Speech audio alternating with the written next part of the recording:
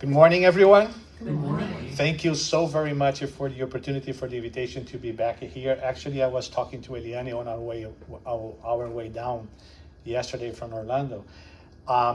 It has been more than 5 years the last time that we've been here because It's 4 years just with the pandemic. And my last time we were here was before pandemic. So it's about 5 years until the last time that I was here. And I am very, very happy when I got the invitation, the opportunity to come back. So thank you so very much, guys. It was such a wonderful opportunity for me to be here. Every time that we prepare a study to share with other people, the most benefactors ones are ourselves. We are the ones who have the opportunity to review some of the teachings and to reflect on those teachings and to prepare ourselves to be sharing what we have studied. We are not here to teach anyone. We are here to share what we had studied and our understanding about those passages and the messages that we're about to see. It's very important that when we join the Spiritism, most of us or some of us, we try to see and we tended to see the people, the speakers, the ones that comes to give a lecture as a kind of a semi-gods or the people that know a lot or the people that we should be, one day when I grow up, I want to be like that person. Yeah, please don't do that. We are as imperfect as everybody else on this planet. We are over here walking the pathway of evolution, of learning, of experiences, and trying to be better by trials and errors.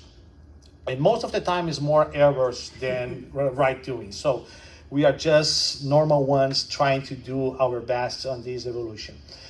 But every time that we have an opportunity to look into the chapter 5 of the book of Matthew on the New Testament, we always bring great teachings on those passages because the chapter 5, 6, and 7, that's where it contains most likely the core teachings from Jesus for our lives and to ourselves.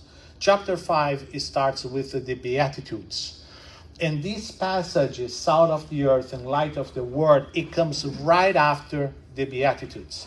What is the Beatitudes? The Beatitudes, it's the central message, and it's the central message on Jesus' teachings and how we should behave and what he's expecting from us in our lives.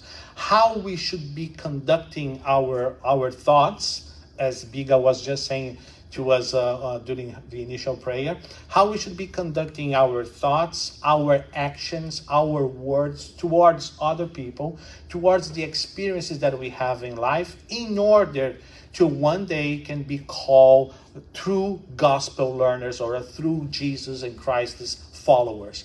We're still learning how to be Christ's followers because we're still trying to learn and understand his teachings.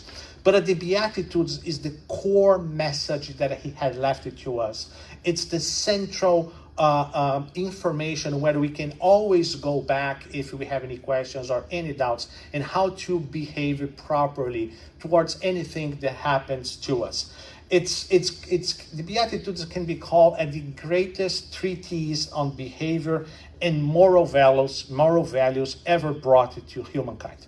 So if you look on this passage, Jesus had thought over there what he is expecting to us. Be humble, be honest, be true, forgive, forget. Those are the main core and the main messages. And the Beatitudes are not just the future hopes and consolations for all of us, but also represents a reality that will be reflected in our innermost being as soon as we identify ourselves with humility, meekness, mercy, gentleness, goodness, and everything. If we go and we deep down, studying this passage, phrase by phrase, word by word, we, at the end of these studies, for sure we're going to be leaving that or getting out of that with a much more knowledge and a much more understanding on the behaviors that we should be going through. When we talk about the behaviors, that's exactly what Christ was expecting from us. These words, these messages, these teachings, they were not just given to us as a matter of knowledge. We should know these words. We should know those teachings. But most importantly, we should be practicing those teachings. And that's exactly what the salt of earth and light of the world means. And he gives us the teachings and how he's expecting us to be proceeding on this. So on this next, gotta go back over here because should be this. Nope. This one, no. This one, no. Let me see over here. Welcome to consciously. Oh no, it's okay. You know, let's see over here, slideshow. Yes, tem que colocar aqui e just escape. And here, no. Isn't it funny? Okay. Go here. No. Click here. Let me see. Não, deixa eu ver aqui. Talvez aqui. A gente vem aqui. Pá. Não. E. Aqui abaixo. Baixa. No, I know how to do it. Now we can go over here. See, check. Okay. If we click here. Yes, perfect. That's fine. Yes. You know, there is a phrase that I heard the last week, and I think it's very important. We are from another century and another millennium. Oh, yeah. We are way too old to be dealing with this now technology and everything. So that's something that I already decided to do myself. Every time that I'm going to do something new, I'm calling my granddaughter with me because she knows much better how to deal with this new technology than myself. It's unbelievable. One is 16 years old, the other one is 15 years old, and they deal with this computer and phones and everything else in a way that I get, how in the hell world do you do something like that? Teach me, come on, oh, Grandpa, it's so easy to do it. So please come to teach me because I just can't keep up with this technology anymore. Before we jump on the teachings and the message itself, I would like to bring it to your attention, guys, something that it's very important to understand because this is a part of the core message that we want to bring today. I used the New King James Version to extract the message, the Beatitudes, and the topics that we're going to see. And when we go to the New King James Version, you can see over here the title Beatitudes. And then down over here, we can see the title Believers are Salt and Light. So the message, believers are salt and light, it comes right after the Beatitudes, which are the core teachings and what we have to learn from Christ. Why is this divided like that? It's called what's called pericope or pericope. A pericope is an extract from a text, especially a passage from the Bible. It is a set of verses that forms one coherent unity or thought suitable for public reading from a text, usually of a sacred scripture. So what is a pericope? When we have the title says the Beatitude. The pericope will tell us all the Beatitudes that we are going to be learning. The next one says the title, Believers are Salt and Light. And then we're going to have a message about that. Every pericope that we find on the New Testament, it's a block of teachings that we can extract that, study separately, and try to understand and extract the teachings that we need from that message. So that's in a way that we use it to study the New Testament. We go passage by passage, pericope by pericope, and we try to understand and extract the teachings. Why I'm saying all of that? Because the title over here says, Believers are salt and light. But what are the believers? Who are the believers? This is the new King James Version translation. When we go in Portuguese, for example, Haroldo Dutra Dias, on his translation from the Greek to the Portuguese, he uses the word disciple. So what is the difference and what is the disciple meaning, or what we can bring to this? What is a believer and what is a disciple? Because believers are the salt and light. What are the disciples? What are the believers? There is a difference between apostles and disciples. A disciple is a study. It's a student. It's the one who learns, the one who dedicates himself to learn something different. It's a person that receives an instruction in relation to the one who gives it. A student, a disciple, a believer is one who learns, is one who follows the doctrines of another. An apostle, on its literal sense, is an emissary. Literally is someone who is sent off. That's the translation, the exact translation from the Greek word. An apostle was specifically chosen by Jesus to spread the gospel after his death and resurrection. The 12 apostles mentioned above were Jesus' closest disciple. An apostle is also a disciple, but a disciple is not an apostle. Why am I doing this distinction? Why am I bringing this aspect? Because when we go to the message itself, when we are reading the gospel, when we finish the Beatitudes, gives us the impression that Jesus is talking just for the apostles. No, he just finished the biggest speech of his life on those 3 years to a multitude. He didn't give that speech for 12 apostles or to 12 people. He gave that speech to a lot of people who were watching him at the top of the base of the mountain. So it's for everyone. When he means that we are the salt of the earth and the light of the earth, he was meaning that to everyone, not just the apostles. So when we listen, when we study this passage, we got to extract that for our daily lives, for everyone. It's not a mission for someone important. It's our obligation towards our life. How he was expecting us to behave towards the teachings that he was bringing to us. So, with this brief introduction that I would like to bring to you guys, let's go now to the verses and what we can extract as a message, as a teaching for each one of these phrases. So the passages goes like this. You are the salt of the earth. But if the salt loses its saltiness, how can it be made salty again? It is no longer good for anything except to be thrown out and trampled underfoot. When you look at this, it's that why in the hell Jesus is talking about salt?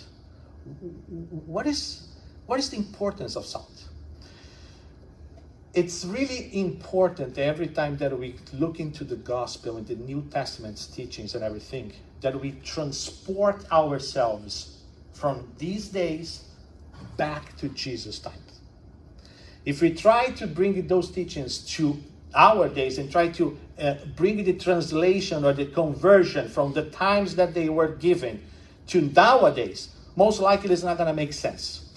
So we got to go back to the origin, immerse ourselves in the customs and how the society used to work on that time, so we can try to make sense on Jesus' words. Why he was bringing the salt, why he was doing the comparison to salt. Well, first of all, salt has a very important role, and it was a very valuable thing back on Jesus' time. First, because part of the Roman soldiers' wages were paid in salt. That's where it comes the word salary. The word salary, which is nowadays payment, the wages that we have, comes from the word salt, because part of the Roman soldiers, they were given their wages in salt. But why I was giving salt? Why I was receiving salt? Because salt, it was used to conserve things and foods at that time. So at that time, there was no Amazon that we could go back online, order a refrigerator or something like that we can have a home, and then we're going to be given or delivered to us on a donkey or something like that. There was no Amazon. We could not order anything online. There was no electricity.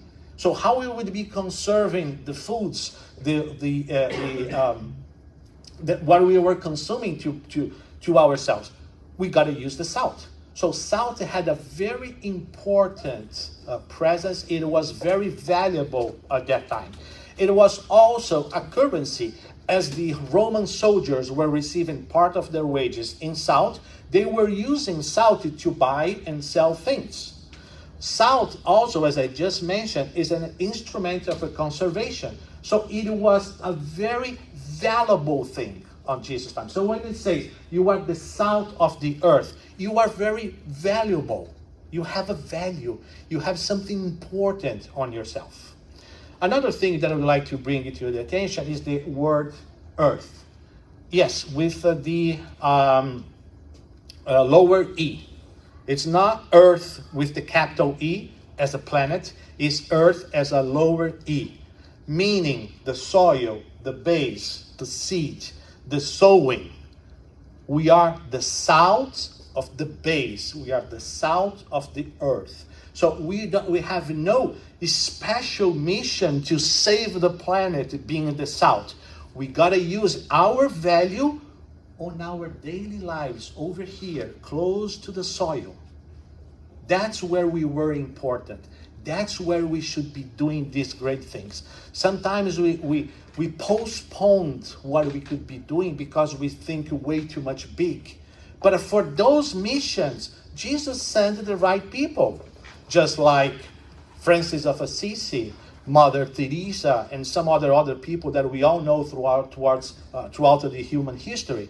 But sometimes we just postpone our work because we think that we should be doing something great. No, that's not what he's expecting from us. He's expecting the small things at our level, what we can do around us.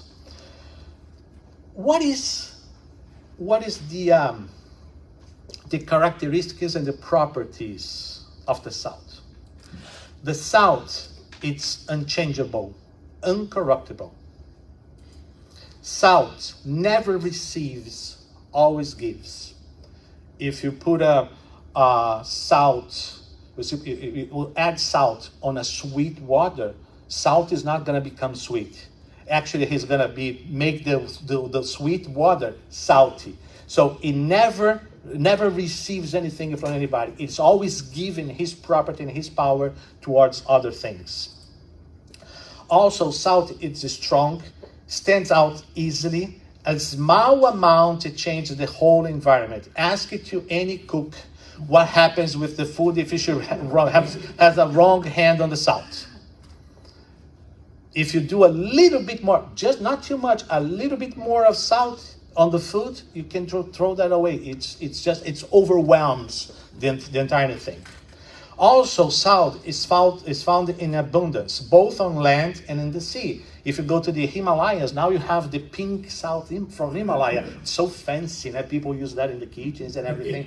So you can find the salt in the mountains. You can find the salt on the lakes, Salt Lake City, for example. The salt, the lake itself, it's salty because of the salt that there is in the water, and you can find the salt in the sea as well. So you can find it everywhere. It's abundant. Salt preserves foods, preventing decomposition. It also regulates the proper functioning of our body. Our blood is salty. And it has no external characteristics and appearance. So salt, when you look, it's something very, it's boring. It's a white powder it's not bright, it's not gold, it's not something that calls out our attention. It's very low profile and everything. So when we look into these characteristics and we compare to Jesus' teachings, why he was using that, why he was bringing the salt, besides the value that I just mentioned on the previous slide. What if we just change the title of this slide for this one? Christ's teachings and moral values, characters and properties. It's also unchangeable, incorruptible, never receives, always gives. It is strong, stands out easily. Just a small amount of Jesus' teachings can change the entire environment. is also found in abundance because Jesus sent his emissaries all over the world, all over the places during the entire humankind history. Preserves foods, preventing decomposition, because whatever we eat based on the moral values, we're going to preserve ourselves in not saying things that we are not supposed to. Regulates the proper functioning of our body, especially in our minds, because if we control our minds, we control what we say. If we control what we say, we control how we act. And it has no external characteristics appearance. A true Christian person, it has no need to be showing off himself. It's always humble, always acting with humility. So if you take all salt's characteristics and change and compare to the Christ's moral teachings, they are exactly the same. It's the same thing. That's why Christ brings the salt as an example. Salt preserves. And the first environment to be preserved when we give ourselves time to understand those teachings is our internal one. When we absorb the salt of Christian teachings, our spirit is preserved. That's what we're trying to do, not to corrupt ourselves even more than we already did it in the past. We are trying to be better persons. We are trying to evolve. And this salt will preserve us against more corruptions in ourselves. If we dedicate ourselves, if we absorb that salt on the moral Christian's teachings, we're going to preserve our spirits, we're going to preserve our minds. And that makes all the entire difference. So now we understand why Christ bring the value, the comparison with the salt, because of the importance, the value that salt has. Why he using this? Because his moral teachings has exactly the same characteristics as the salt. But how can I be salt? How can I act on my daily life in order to be fulfilling Christ's desires and recommendations? And when we go to the Gospel according to Spiritism, chapter 17, item 3, which is the good person. Some translation says the moral person, which is basically the same. We're going to see over there the characteristics of the behaviors that he's expecting from us in order to be salt on our daily lives. Not doing great things. As I said, we don't need to do great things in order to be accomplishing those goals. But the small things that we do on our daily lives is going to be enough. I can be salt, being a true Christian, being good among the bad, being fair in the midst of injustice, honest in the midst of dishonesty. I can be salt, being prudent among the foolish, humble among the proud, being altruistic among the selfish, being sincere in the midst of hypocrites, faithful among the infidels. I can be salt, being resigned among the rebels, peaceful among the warlike, and virtuous, in a word, in the midst of all vices and all passions. If you extract this passage from the Gospel according to Spiritism, the good person or the moral person, we're going to be learning over there how we can behave on our daily lives, just like Christ is expecting from us, based on these characteristics of salt. So I can be salt just like that. But let's suppose that I have access, that I have the information, that I have the knowledge, that I have absorbed this salt for myself. But what if I lose this capacity? What if it becomes insipid and it is useless? If salt were to become tasteless, which doesn't happen, by the way, okay? Because salt, it doesn't lose its characteristics. But let's suppose and let's say that it loses its utility. If it's to lose the special qualities which is characterized. If that happens, it would be useless. What are you going to be doing with the salt? Nothing. It loses its value. Same thing with us. Same thing with the knowledge that we acquired, that we had acquired already, that we have inside of us, and we are not using it. If you are true Christians and we acquired not all of this knowledge, but just a few characteristics, I can do this, I cannot do all of the other ones, but I can do this small thing. I can do and can help on this small way. It doesn't matter. But if we have the knowledge, if we have the salt inside of us, we have the obligation to be giving away and sharing that with other people as well. If we lose these characteristics that we just saw, the ones from the moral person or the good person, we also become completely invalid, useless, harmless, unimportant. If we have the knowledge and we don't use it, we have no value with that. If we do not represent these characteristics that we just read, we became useless and we are hiding our talent. It's the same thing as the parable of the talent. The Lord of the land gave 5 talents for this one, 3 talents for this one, and 1 talent for this one. And this one who had 1 talent, he was so afraid that he burned the talent away and never used it. When the Lord of the land came back, he took it away, this talent, because he never used it. He had 1, but he never applied it. He never tried to do nothing with that. That's exactly what is happening with us. If we have 1 talent only, and we know how to use it, it's our obligation to use it with other people that are in need as well. Any changes in habits that require this from us, a tremendous effort to break up with parameters, with behaviors, is not an easy thing. We all know of that because we all been doing or trying to go or to improve ourselves in something. But we know that it's not easy. But nobody's saying that's impossible. Not being easy and being possible, there are 2 different things. It is possible to be done. To break with the old self that we still have inside of us, it is a huge effort, which in quite a few times we fail. The important thing is not to get discouraged, even if you can't do everything all at once. Remember, and that's very important that we remember that all the time, that for the initial work of the gospel, Jesus requested the assistance of 12 men, not 12 angels. And actually, one of them betrayed him. The other one denied him 3 times in the same night. So they are very far away to being angels. But he trusted in that one.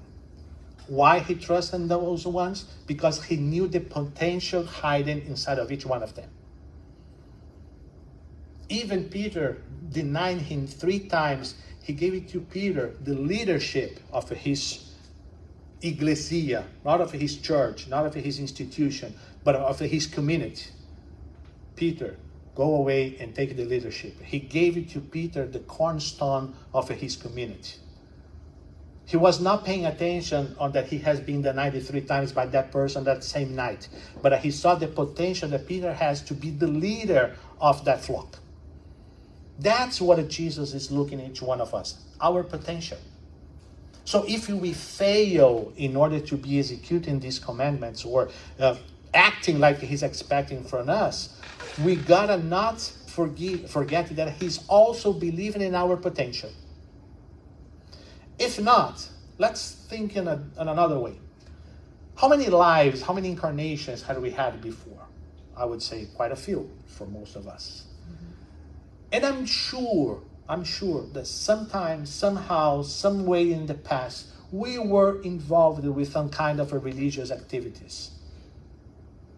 And nowadays, what Christ is doing again, open up his work, his church for ourselves, giving us the opportunity again to learn again, to practice again everything that he has taught us. Not because we failed, he's just putting us away outside, he's not giving the opportunities again. He's believing in our potential. Once we believe in our potential, that we know that we have it, we'll be able to overcome these difficulties a lot easier. And that's exactly what he's expecting from us. And again, as we're going to see on the next slide, He's not requiring us nothing huge. He's just requiring to us the commitment in being better than we were yesterday.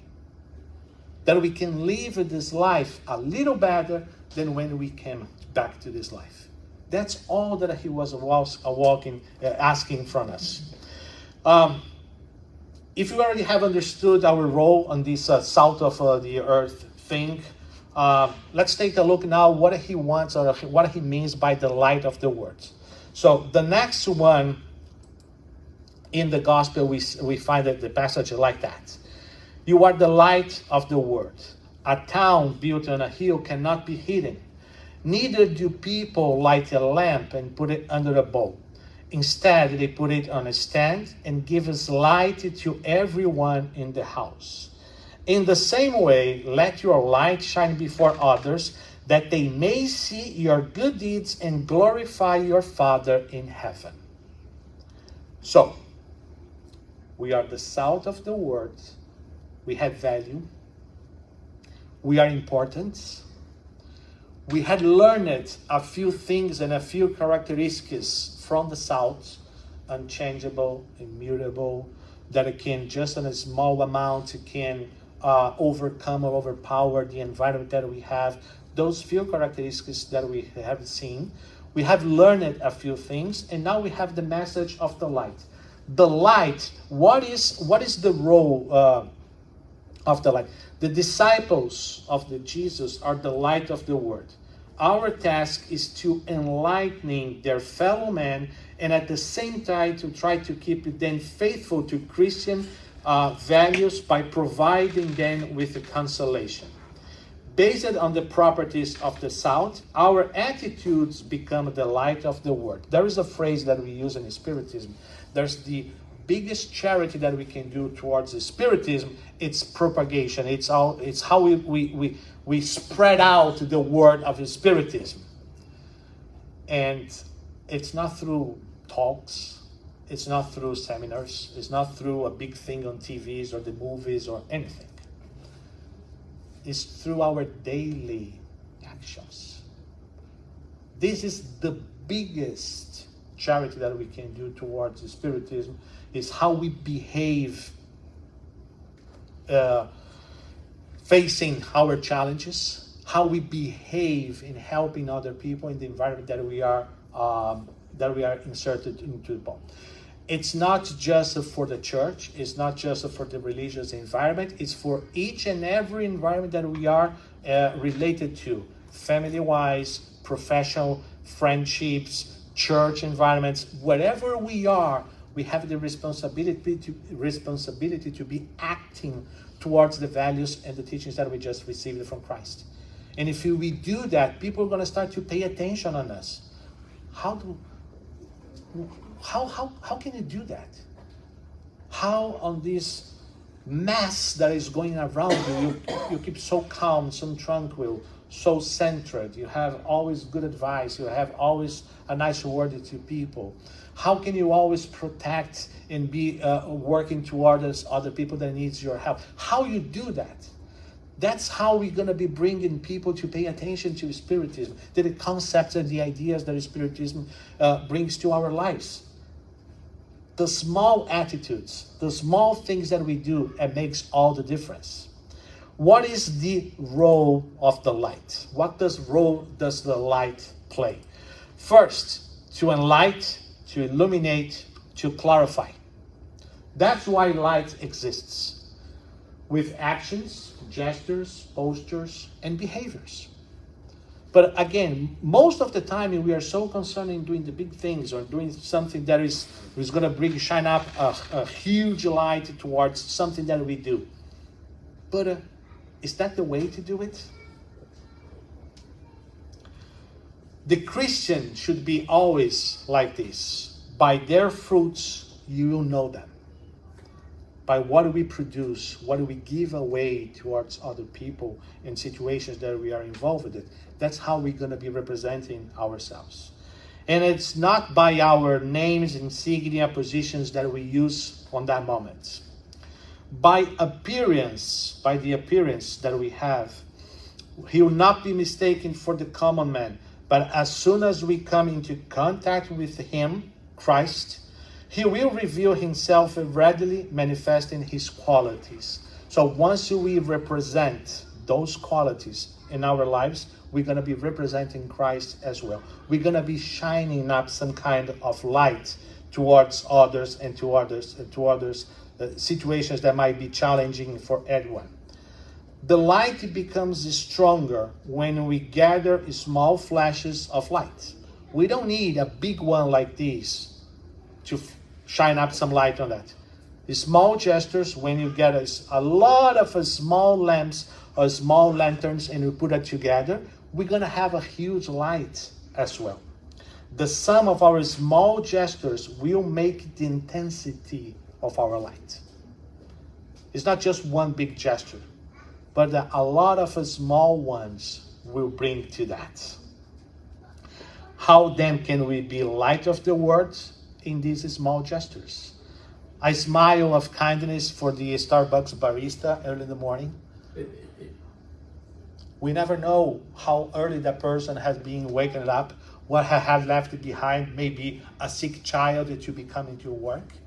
And a little smile that we give to our Starbucks barista in the morning can make a difference for her during the day. A friendly conversation with a customer service attendant, because most of the time when you are calling a customer service, is to complain, is to pressure, is to massacre someone or something. But if we started the conversation saying, I know it's not your fault, and I know it's not on you, but I needed to share my expectation of what's going on. But because when we call customer service, usually we throw away all of our anger, all of our frustration, we throw it away on that person. How are we contributing for that person to being nice to us or giving the solutions that we need if you are throwing away our anger towards someone which is not responsible for that? That's another small gesture that we can do. Being a little patient or with a little patient gesture on traffic early in the morning. I know on 95 that's complicated to have it, but if you try hard, we're going to be able to do it. I'm sure we'll do. Yeah, I-4 in Orlando is becoming the same nightmare as over here 95. I'm just giving a piece of word. Next time you go to Orlando, prepare yourselves. It's not the paradise anymore. It has been quite a challenge and quite a change in the last few years over there in traffic. In other words, if we want to contribute somehow in doing the things that we're going to do, we got to preach the gospel always. Using words only if necessary. Because if we preach the gospel as per our gestures, we don't need to say a word. Everybody is going to be paying attention to us. So, we are the salt of the world because we have value. We have the characteristics based on Christ's teachings that we needed to change, that we needed to contribute to other people. And we can do this contribution being the light of the world with our small gestures. And these instructions and these guidances are not just for the apostles. It's for everyone who ever had learned or listened on just a single phrase from Christ. If we learn something, if we acquired something on those teachings, we have the salt of the earth on our ends, on our inner selves, and we can be the light of the world towards someone else.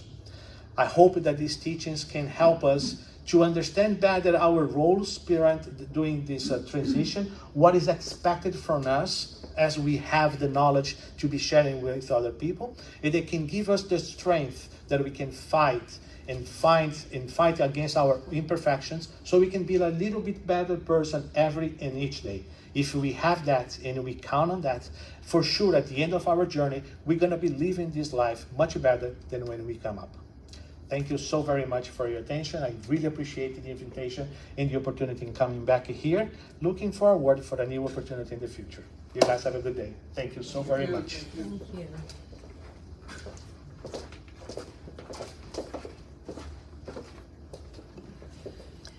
Thank you very much. I don't know you guys, but I heard many times this topic, but this was the one, it touched my heart the most. I want to say thank you. Well, since you opened the door, get ready, honey. Let me know when you can do this talk in Portuguese. And you're going to be invited many times. I can't believe how much time it passed by without you here. Yeah. So thank you very much for coming. Thank you. So now we are going to continue with the second part of our service. We're going to do passes. If you are at home, would you like to bring a glass of water?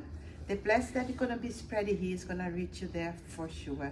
So we keep in prayers and asking the passista to take your position. And we pray for Jesus and the good spirits that are here with us.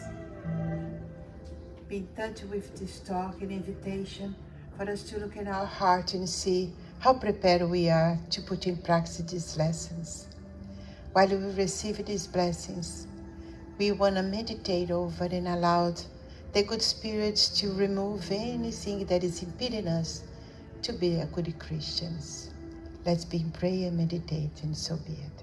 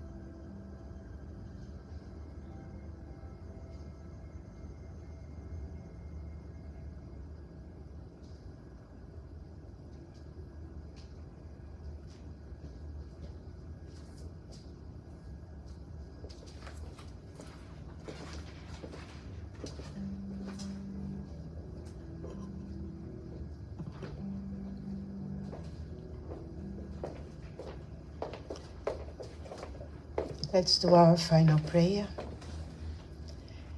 Kind Heavenly Father, Jesus our brother, and all the good spirits here present, with a heart full of gratitude for the reminder that we have today, the importance for us to really take in all the lessons and put in practice in every opportunity we can. Joana de Anjos remind us, and this passage from Matthew remind us how important it is for us to be present in our prayers, be vigilant, so we don't waste any opportunity to put in practice the teachings that we receive in learning from Jesus. So we ask the good Spirit to help us, remind us in our daily lives on the opportunity present. Help us to be present and remember that we are not alone and Jesus is with us, contributing for us to succeed and overcome any obstacles, any difficulties that present itself. That's where our faith rises, that together with Jesus we can overcome our difficulties and we can learn to love one another as much as we can, respect one another as much as we can, and be available to be the messenger of the good lessons that we learn with Spiritism.